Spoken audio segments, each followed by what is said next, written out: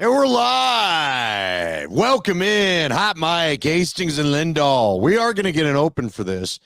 You'd think being in broadcasting, we'd have an open, but we'll get one. We'll get one, I promise. Got to be careful. We don't want to get sued. I don't know what music we're allowed to use and what we're not. So otherwise, maybe I'll just play us some. That song anymore. Do you think that the Tonight Show theme is copyrighted still? Yes, I'm positive of it. No one uses it. Because it's copyrighted. Nobody wants to pay for it. Yeah. Rules are different, my friend. Rules are different. It's Scott Hastings, Andy Lindahl, Hot Mike, Wednesday, again, 8 o'clock the new time. Tell your friends.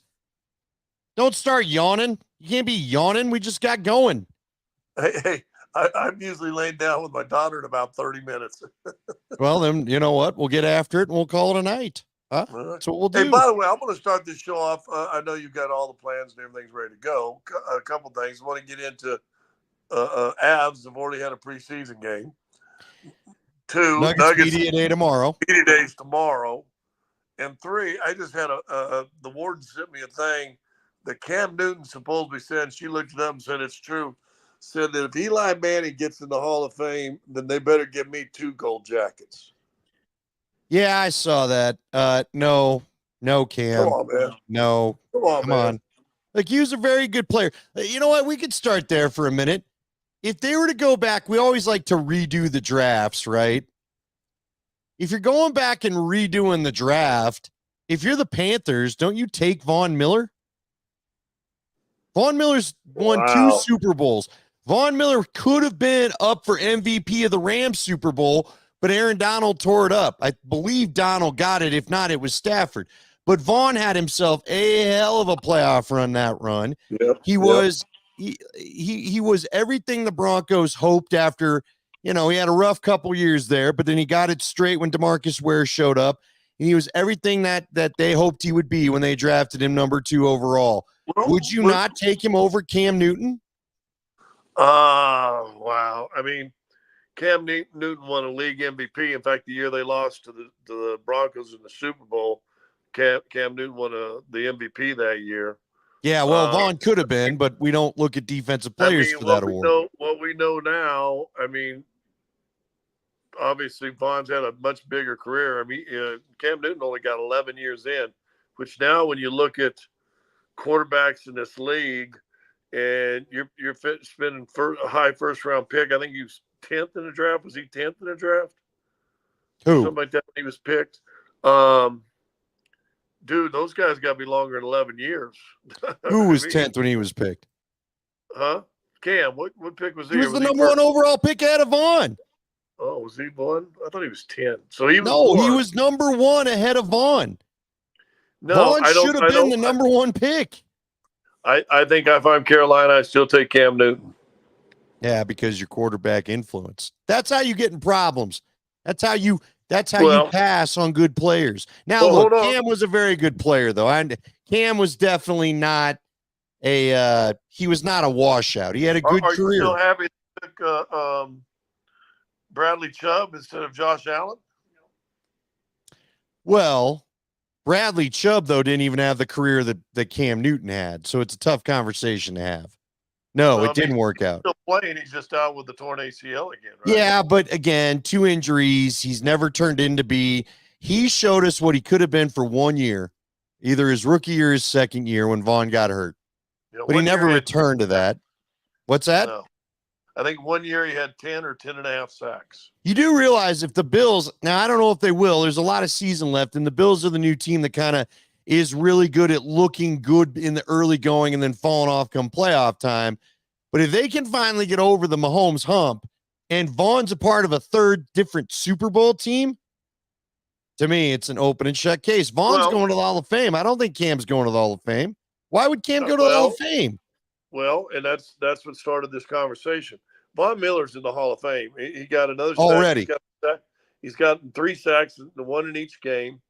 I think he's at 126 and a half or 127 and a half, one of those two. That's Hall of Fame numbers, right? So he will be in the Hall of Fame for sure. Cam Newton got 11 years. He threw for 32,000 yards. I think 100 oh gosh, 190 touchdowns maybe. Eli has 57,000 yards. He played 16 years. He's got 366 touchdowns. So, I mean, I mean, of all the guys he can pick on, other than the man who's got a big platform, I don't know why he'd all of a sudden go after Eli Manning. Why he would get in before me, but I think Eli Manning's a Hall of Famer. Although he's only 2 games above 500 in the win-loss record. Nothing about Eli Manning was sexy. Nothing about it was sexy. His teams usually won because of defense, but the guy knew how to be nails when it came time to win playoff games. Well, they stared down the undefeated Patriots. Cam Newton has a league MVP, and Eli Manning has 2 Super Bowl MVPs. Right. So and I've said this all along. I said this when we used to talk about Joker when he got his first or second MVP. I said, listen, that's fine. And he doesn't care. And I think we now know that's legit how he feels. I mean, nice, thank you. That's cool. He would much prefer a finals MVP than the league MVP, because you know what that means? Usually it means you won a championship. Right. So it was awful nice that McKinnon won the Hart Trophy last year. That's great. Hey, put it on the wall. You'd rather have that or the Conn Smythe? He'd rather have the Conn Smythe. He would, because McKinnon's that kind of guy. McKinnon wants to win. McKinnon was famous for saying, I haven't won shit a few years ago when they asked him about it. So, it's since changed. So you had that quote, but Now, look, did you know we were going to talk about Cam Newton? Is why you wore your hip cool hat tonight? This, I do like triggering people with these hats. I'm sure you have a little of that going on too. Well, I got these hats bother people. I've got some cool ones. I like this one a lot. I got another gray one I like. You and I always seem to buy these hats, and it just, people either love it or hate it, and most of them hate it. Or maybe they just hate my face. They realize more when I've got this hat on. But I like these hats. It's a comfortable hat. I feel like you need to wear like a black leather trench coat and look like you could be some Irish gang dude. Not this one. This is a happy hat. This ain't business hat. I ain't collecting any debts in this hat. I got a black one that's for that kind of business, So anyway, yeah, sure. This is the going to church hat, right? This is the Boondock Saints going to church before they go to the bar. So to handle the business. All right, let's talk some Broncos. I'm still debating. You know what? We need a vote from you folks out there. Scotty and I thought about doing a post-game show. Part of me feels like if we do a post-game show, then why do we do this? I'm really torn what to do with that. I know people like to react in the moment, but I think like part of our podcast is in getting our Bronco thoughts in. You know what I'm saying?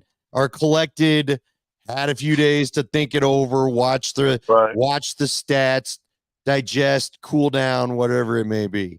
But if you guys want a post-game podcast, let us know on social media. Maybe we'll think about it. Or maybe I'll just do it. I don't know. Maybe I'll go back and do what I used to do. So only if we get Keats. That's right, Storch, but he won't tell Hastings that he hates him. He likes it. He likes Hastings.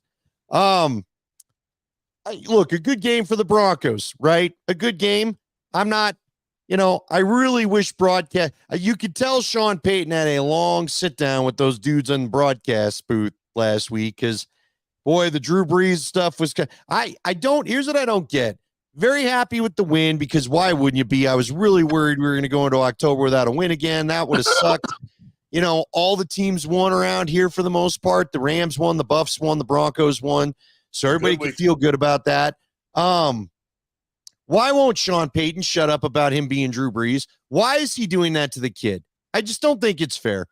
Bo Nix, look, you were a player. Let the players show you who he is. He's already shown me he's not Drew Brees. Drew Brees ain't running for 50 or whatever he did like that guy did, like Bo Nix did. And Bo Nix isn't throwing the kind of passes that Drew Brees did with just elite accuracy into tight windows in that 30-yard area. So leave it alone and let's just see what he's going to be. But why does Sean Payton feel a need to tell every broadcast crew he's the one saying he's got Brees 2.0? That's not fair to Nix. Do you remember the last time a coach did this that kind of didn't work out for the quarterback? Who? I've listened to you talked about this or talk about this Drew Brees comparison, but I haven't heard you say this. Do you remember the last coach here in Denver that put a comparison on a guy? I don't. Mike Shanahan said Brian Griese reminded him of Joe Montana. You know what, my friend? That's a great call. And he learned his lesson because he refused to compare Jay Cutler to anybody specifically. But even he said, I can make all the throws in mine, which wasn't a lie. Jay could make all the throws. I want to get back to your Shanahan Griese comment. Nate Let me ask you this real fast before I do that. If you had Jay Cutler's arm and ability in Bo Nix's head, would you have something? Yeah. You'd have your franchise quarterback. You'd have a guy that would have been picked 12th. He would have been picked ahead of Caleb Williams at 1. That's right. What you'd have. What do you think happens to Jay if Mike's his coach for 5 more years, if the firing never happens, if Bolin doesn't get sick of him worrying about building houses in Mexico and costing him money on defensive coaches? That's a good question. I think it would have done one of two things. He would have either calmed down sooner and had a better year sooner, or it had just blown up. Because listen, and I don't know how much people know or do know, and it's been reported here and there, but listen, Jay was partying. Jay had a drinking problem. Yeah, Jay was partying. To the point where went and watched the game in a bar one night, and he goes, "Hey, you're sitting at the same table the Cutler was at last night when he passed out." And I'm there Sunday afternoon. It's a 2:00 game. He said, "Yeah, we had to get his sister to come get him around 3 a.m. That was a common story way too often. So could have. Well, let me ask this: if Cutler could have got the demons in control, would Shanahan still be around? Would they had the demise that they had, and would there be a better chance of things working out? See, that's a tough question for me to answer because I feel like Jay could have been a much better quarterback, but still answered plenty of moments.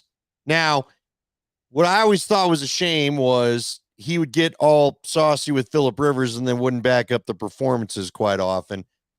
But I felt like the defenses is what got Mike fired at the end, not so much the quarterback play, right? They just couldn't stop anybody sometimes. Here's what I honestly think, Mike, or Scotty. I think Mike, the general manager, got Mike, the coach, fired. I've said that a bunch, and I would say that to Mike. I think Mike would probably admit that. I thought he put too much on his plate. I know they've got a GM now in place by name. I wonder how much of this is George's decision and this is Sean's. We'll see. But listen, I don't think an owner should be a general manager, and I don't think a coach should be a general manager. No, you need some checks and balances. I like the system they got going in San Fran, where I do think Kyle has a chance to overrule John Lynch, but it feels like they are very much in lockstep as to what they want. I think they have one goal in mind. That goal is to win a Super Bowl. But I think, and you and I got to know John Lynch a little bit. I was doing the John Lynch show for a couple of years, right, when I was doing the broadcast every Friday. John Lynch is his own man too now. Yeah. And I know Kyle's probably got a little Mike in him and is going to fight for what he believes. But I tell you what, he ain't walking over John Lynch. No. I guarantee you that ain't happen. I don't care if they go at each other. Lee Larson, our old boss at KOA, who I think might have been the greatest general manager either one of us ever worked for. He wanted, and I say this word with quotation marks, he wanted conflict in the sense of ideas and creativity. He says, if you try to bridle a wild horse, you ain't gonna have as fun a ride. He said, everybody likes a merry-go-round, but give me a wild stallion because he's going to take me for a ride. So if I can have a relationship where I've got two guys that respect each other, and I remember a coach of mine told me one time in Atlanta, he said, you guys ain't got to like each other, but you got to respect each other. So it ain't like Shanahan and Lynch are going out to dinner, or Mike and Ted Sundquist need to go out to dinner every single night. but they got to respect each other and what they do in their opinions. And they can fight, and they can argue, but they can listen to each other too when you got respect. No, it's a good point, and it's something where when Mike got rid of a lot of the guys that would stand up to him, things kind of went south, which is too bad. Too bad, because boy, shocking days in sports history in Denver. The top one for me is I never expected Adam Schefter to call when I was filling in for you and Dave over the holiday and have him say Mike Shanahan has been fired. And I was like, what? Never did I think that was going to happen, and yet it did. Anyway, back to the game Sunday.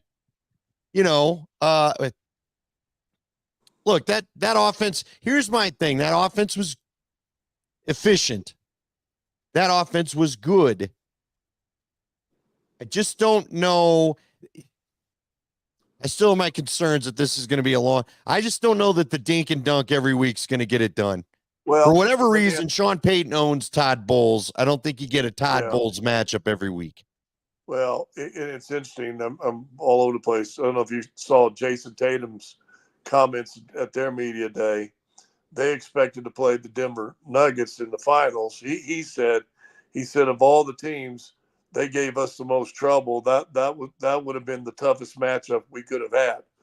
Well, matchups matter. So, and I tell that story because you talk about Todd Bowles has struggled 1-7 against Sean Payton in his career. Sometimes matchups, it just doesn't work out. That being said, here's one thing I want to see, because I said this on the show, but you and I haven't talked much other than Sunday night really about the game together. I thought Bo Nix showed us that if you give him the lead, he can work it for you. I mean, I thought, and the defense was great too. The defense bent a little bit. They ate a lot of minutes up. Stop Denver, but Denver needed to get some clock and eat some clock. Bo Nix, to me, showed he can play with the lead.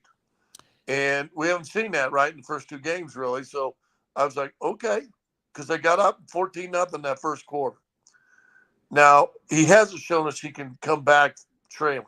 He hasn't shown us, and that, to me, is what you're talking about, Andy. When you're really going to need, if you can get a nice play, a good run back, an interception like they did, get in some plus territory, and really, actually, the first was a kickoff and it was a good drive. But now all of a sudden, take advantage of moments and put points on the board early. Touchdowns versus field goals, touchdowns versus 3 and outs. I think Bo Nix is going to be okay. But if you get down 14-0 or get down 17, if you need to have a touchdown with 2 minutes left, does he have the arm and the ability to do a 2-minute drive at the 10-minute mark in the fourth quarter down 2 scores? I'll tell you this, if they don't quit playing the backup, he eats up a prevent defense now. He will take the short stuff. He doesn't get impatient. You got to credit him for that.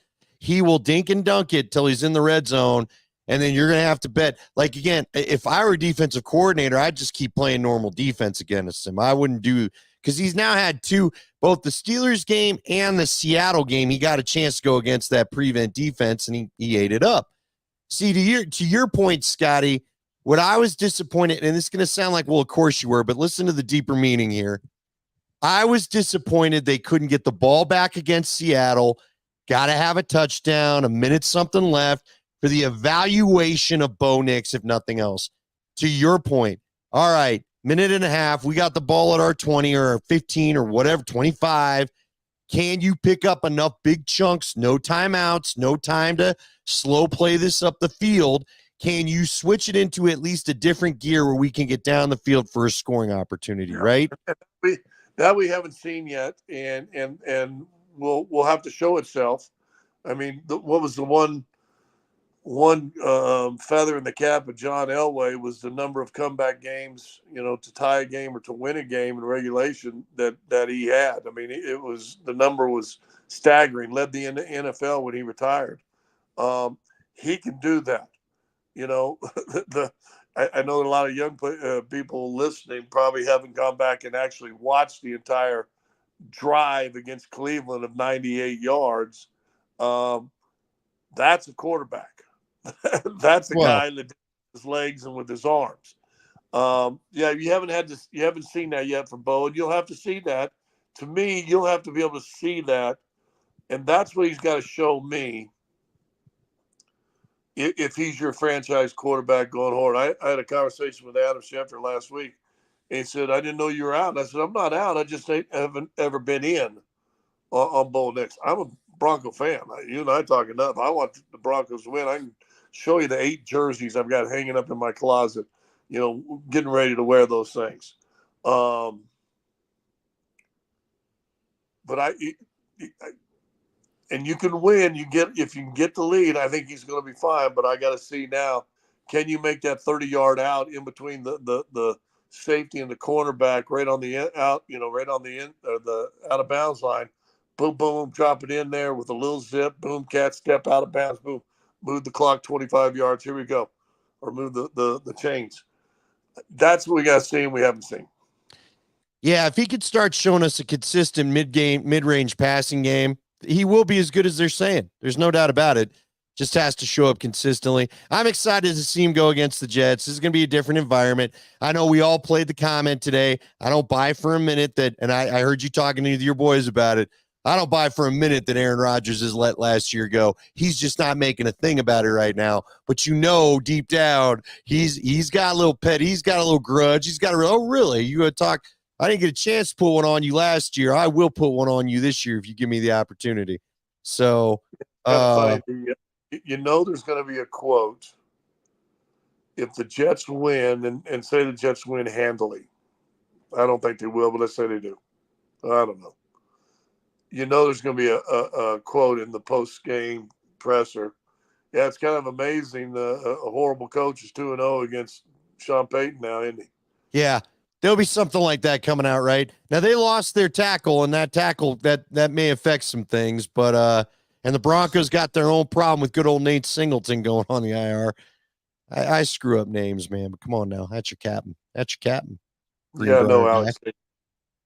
Good old Alex Singleton. That's going to be a rough loss. But again, at the end of the day, if the Broncos can just be competitive, if they could just give me not boring games, I'm going to be happy, right? Again, a top 5 pick won't be the worst thing for the talent infusion on this roster.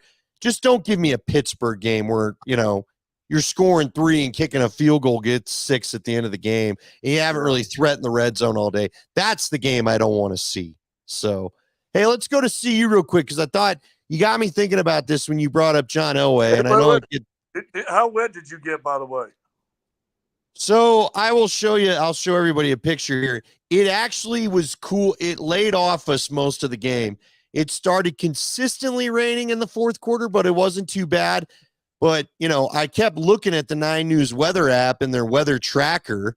So I'll just show you that. That's me doing a post-game interview with the running back. You can see how wet I am there, I think. I mean, it's still coming down pretty good. I got some video of it raining. If you could see that you can't really because of the darn light. But it came down in droves in the last, again, I was shocked. CU, frankly, no one's talked about this because they won. I was a little shocked they didn't go for the 2 after the Hail Mary just to avoid the overtime. I thought about that. Because the rain was coming down, dude. I said that. I was sitting there watching it with the warden. I said, go for 2. But you're at home. The smart play is kick it. And by the way, is it not funny watching extra points in college compared to pros? Yes. I mean, isn't it just funny? They set up for it. I'm like, what are they doing? Oh, yeah, I forgot. Well, what about the field goal? I mean, Baylor shanked the field goal, I just think I will say this about Shedeur. I said this to you on the phone. I said it on the air. You brought up John Elway. Shedeur's got some John Elway in him. He doesn't, if he could go and have a whole crappy game, and frankly, I've seen it, where he's not at his best, and if you give him just a little bit of time at the end, boy, he's going to compete his butt off and try to make you pay. And that's what he did the other night. The offensive line really didn't have a good night, for whatever it is to use offensive line, except I think CSU did some talking. I didn't really bring this up. CSU did some talking a couple weeks ago and got some of their bigger athletes upset and I think they ultimately took it out on them for that. I think if CSU would have done a little less talking, I don't know if they wake up those guys up in Fort Collins a couple weeks ago. Last week they started out okay, but dude, they got some O-line problems. They got to still kind of smooth out. So, Well, but part of that, sure, you got to put on Prime when he says the way he builds a team is outside in, and that goes against kind of an age-old adage, right? You build it outside or inside out. So start with the lines. So Mike Shanahan did here. Now he had the luxury of having Elway, but Mike Shanahan came here and he did a whole lot of work on O and D line. Said it point blank. It's why they gave a big raise and a title to Alex Gibbs to leave the Chiefs, because they wanted to build outside in. I'll be curious to see how, you know what bothers me? It's Scotty, the way this season feels like last is almost eerie to me, right? They come out now. TCU was a big surprise celebrated win. North Dakota State wasn't necessarily that, but you got the win. I guess they beat Nebraska week 2. They lost to Nebraska this year, whatever. The CSU game was kind of their big win. Then they go get, last week felt like the CSU win to me, where you win in overtime. You do a little something at the end of the game to get it to overtime. And now all of a sudden they want to shove you on network TV middle of the day against a really good offense. And I hope they learned a lesson from a year ago. I am nervous about this game this weekend for the Buffs. Well,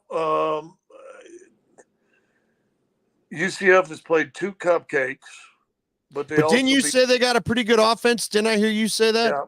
Well, they played 2 cupcakes and they scored 57 and 41, but they did put, and I know TCU's down, but they put 35 in TCU on TCU. That's a good win. You're on the road in the Big 12 and you're playing TCU. That's still a good win. And I don't even remember Hofstra or something. I mean, the 2 other teams they beat played, they ain't nobody. This will be a big test. You got to hang in there. I think if it's a shootout, goes to TCU or to UCF. Yeah, but Colorado could stay in the game, and as you said a while ago with the Broncos, be an entertaining game. But if it's a 3 yards in a cloud of dust, that could be a long day for CU. Yeah, because they're trying to get a running game. It was amazing. Gary Barnett actually did say the offensive line was getting better at the run blocking, but the backs weren't reading the holes right. And finally, towards the end, they did that a little bit better. But it was just, I love hearing coaches talk sometimes, because Gary's like, he's just not seeing that cutback lane quite yet. And he said, I hope with time he'll start to feel it there, but he's just not. He goes, maybe they could try to show it to him on the iPad, but the backs just weren't feeling that quick hole that you can go to. And it was fascinating because as he said it, I started to realize what he was talking about. But look, man, it's a quick hole, right? It's there. It ain't there for him. It ain't going to be there for a whole minute. You better see it and get through it, because it's going to close in about 3 seconds. You know what I mean? Have you seen, and listen, there's been 1,000 great backs. We're biased and stuck here in Denver, obviously. But have you ever seen anybody better at seeing the backside hole than Terrell Davis? No, and I'll tell you why I saw that, because, again, I wasn't in the media during the prime of his career. I was listening to you and Dave. I still remember, one of the first things my wife got me as a good gift when we were dating was she got me, we had this, ST was his name, big time car dealer. I probably told you this before, but forgive me if you have. Some of the listeners probably haven't heard it. ST worked at Phil Longford and would come into Bennigan's, and he was a regular, and we all liked talking to him, but he had nice tickets, right? He sold those tickets to Andy as my Christmas gift so we could go to the Bronco Dolphin playoff game in 99 for the 98 season. And I was low enough. We were like 6-7 rows up from the field in the west stands under where your broadcast booth would have been. And we were right around the 15-yard line, right? And I'm sitting low, and Terrell had one of his big runs where the hole opened at an angle I could see, and it felt like Terrell stepped through it and it was closed. Like, it was like he just stepped through that elevator door before it closes on you. And that's what he did. Boom, through the hole. But he's through the hole. Didn't close quick enough. There was nobody out there. And McCaffrey's blocking. Rod Smith's blocking. Dude, I mean, he ripped off a 50-yard run. But that was the first real time where I was able to not only appreciate TD, but also appreciate that hole is there and gone. Yeah, so when it's there, you've got to get through it. You got to take advantage of it. Well, see, you can get a running game. I think it'd take a whole lot of pressure off Shedeur.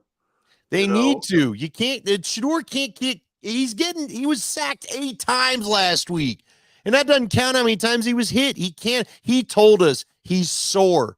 He cannot keep taking the beating he's been taking. Well, Daddy, what do you want for Christmas? Right tackle, right guard, center. So yeah, he got sacked at least 3 times, dead up the middle.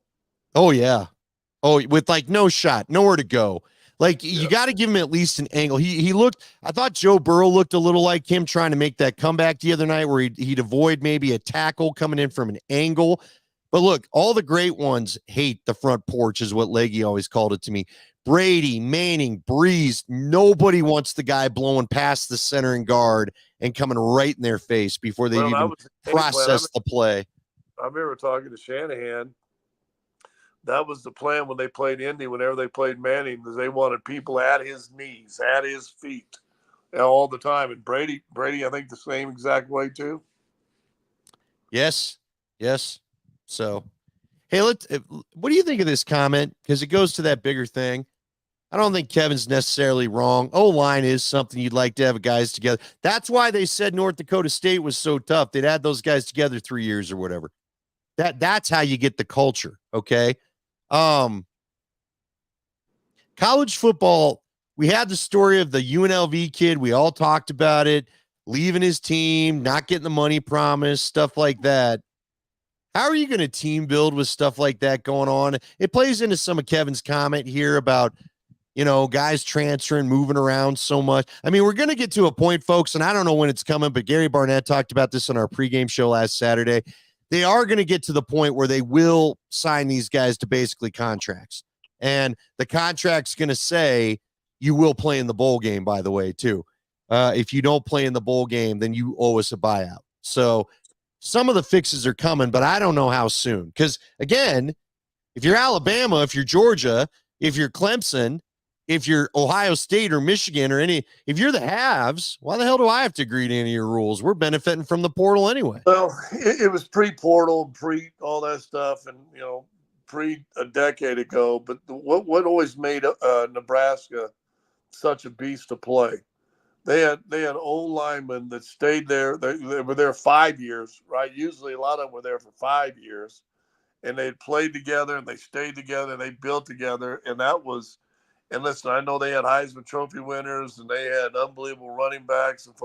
But dude, I mean, it seemed like every year the Outland Trophy winner was coming out of Nebraska, or at least every other year it felt like.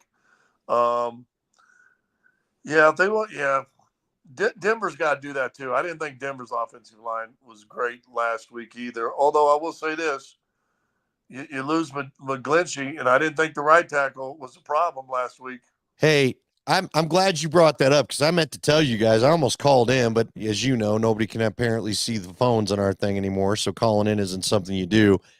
Alex Palczewski, who played right tackle, he played left tackle in camp last year. They were very curious because Garrett Bowles has been having some slow starts to years where they kind of thought, would they put Palczewski at left for Garrett if the struggles kind of continued? Garrett ended up having a little bit better year, and Palczewski got hurt, so it wasn't a problem.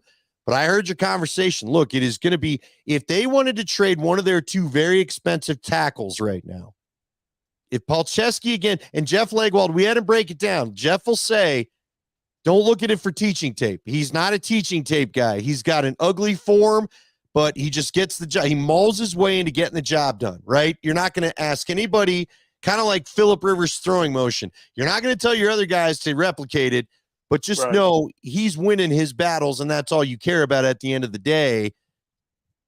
Your conversation is, what could they do? When McGlinchey gets back, it's probably too expensive to get rid of him. But if you did want to move a $20 million Garrett Bowles, you could put Palczewski at left if there's a market. I don't know if there'd be a market. It's kind of weird they haven't re-signed him. It makes me think that probably he's not terribly long for this team, but we'll see. I don't know. Well, I remember in camp last year they saying they liked Palczewski and he got hurt. But I mean, Leggy, I was talking to Leggy, and he obviously has talks with coaches and whatever. But they liked him last year as a tackle, and I got to tell our guys, and they kind of poo pooed me on it, and then he got hurt, and then you forget about him. Yeah, listen, I will say Tyler said one thing wise this week. He said the best thing about an offensive lineman is when you don't notice them. Well, and you didn't. And I kept thinking about that. So, all right, Avs get going. We had a chance to talk to Logan O'Connor. Good to see him re-sign. I got so excited about Riley Tufte and some other guys last year. I'm going to hold my excitement until we get to the regular season. I think this year. I heard you say that the other day. Yeah, I'm not going to buy into that again, but we'll wait and see. Let's talk a little Nuggets. Man, Nate and I had a conversation I don't like because I don't like the possible answers, but Aaron Gordon's up for extension end of the month here, couple days here. They gotta be smart with their cap dollars, don't they? I want Aaron Gordon in a Nuggets uniform till he's done playing basketball, but I don't know if that's the smartest financial move. You know what I mean? Like, again, I feel like as Nuggets fans, we may have to accept they're going to have to put a new core around Nikola for the second part of his run or the second part of this contract because of what they've done with these stupid rules. It's just so typical. The NBA allowed, every dynasty team to exist forever. Finally, Denver gets a core of dynasty players worth having, and now now they want more mediocre out of everybody. You know what I mean? They want more evenness, and it just drives me crazy. But what is Aaron Gordon? Is that going to become a conundrum? I mean, do you worry about a guy? Like, again, he's just so athletic, and Nate's point was, do you worry about the athleticism going? If you sign him to a 4-year deal, he starts creeping up on mid-30s, but God, I feel like he's such a perfect compliment to Joker. I just love the guy. I don't want him to go, but do you think it's going to be a tough decision? You hope that at anything you could keep him and use him like you used to use Jeff Green. Right. His last few years in the league, he still could come in, give you 15, 18 minutes, and some games it's going to be wow. I love AGs. One of my, if I could say, and listen, I ain't friends with those guys, but if I could say I had one guy that I could say, hey man, can I talk to you? I think AG'd be the guy. So yeah, he'd bend an ear to me. So I love the guy. He revamped and retooled his career. He went from being a star on a crap team to being a role guy with the best player in the world. And I hope they find a way to keep him. Their biggest thing, and you can mark it down right now, October, what is it, 26th? September. Hold on. September 26th, 2024.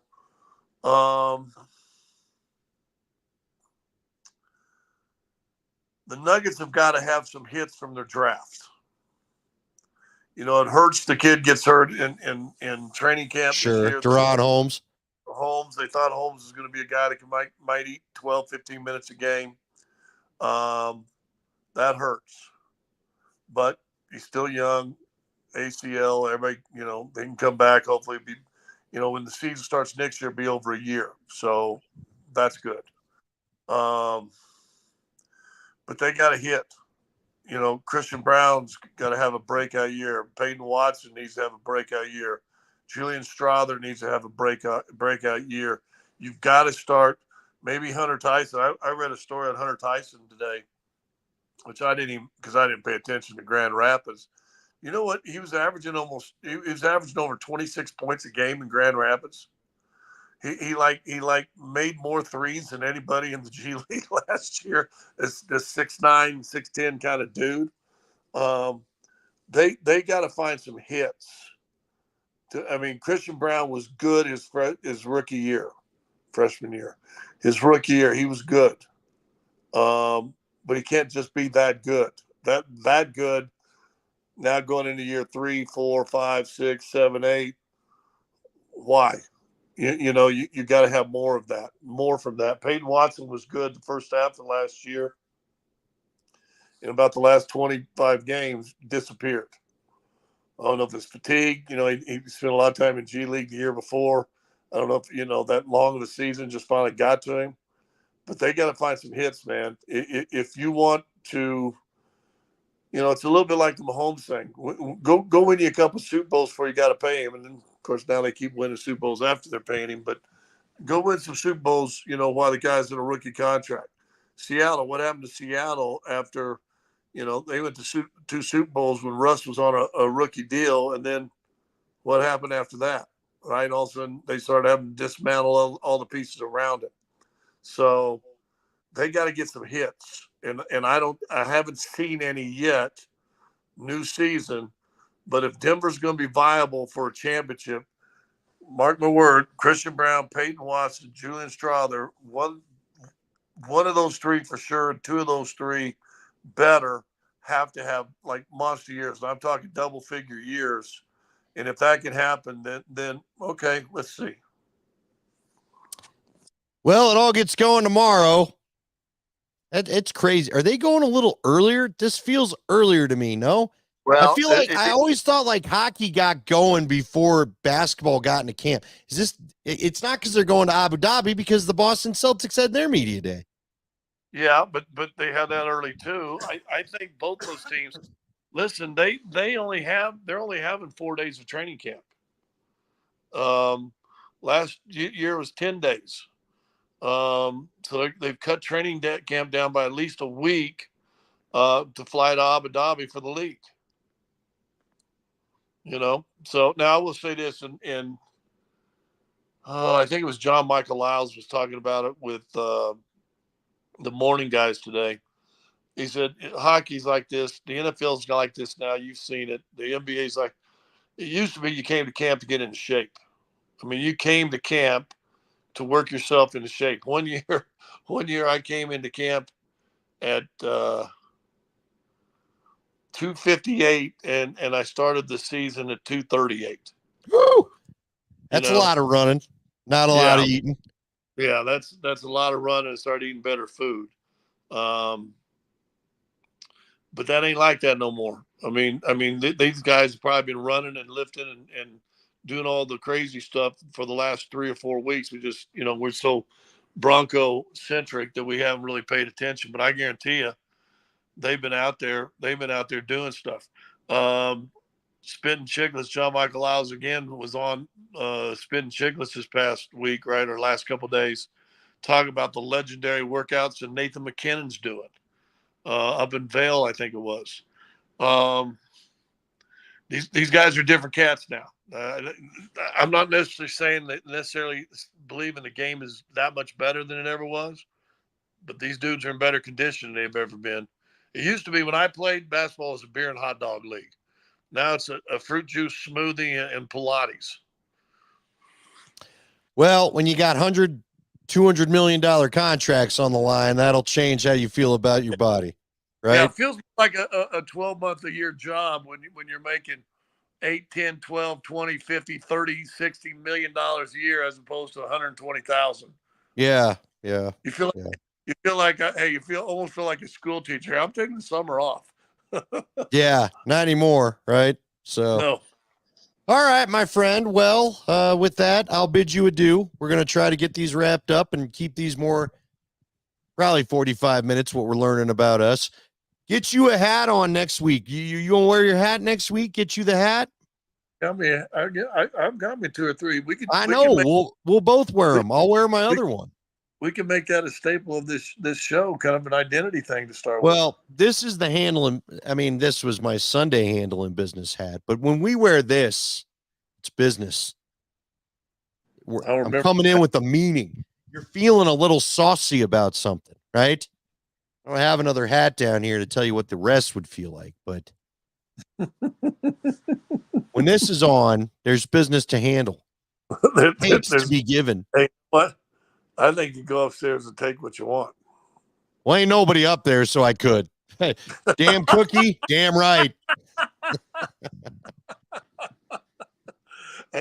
Been there, done that. Oh, sure. All right. Well, we bid you all adieu. We'll see you next week. Again, Wednesday's the new time, 8 o'clock. Everybody be there.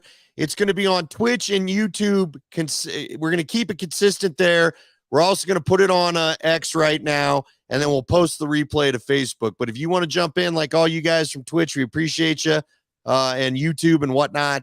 Just know that's the main sources where we're going to be. We're going to try to get this all consistently, and, we'll keep this promise for about a month, and then we'll see where it goes. And then we'll see what happens. All right. Later, all. Say goodnight, Irene. Good night, Irene.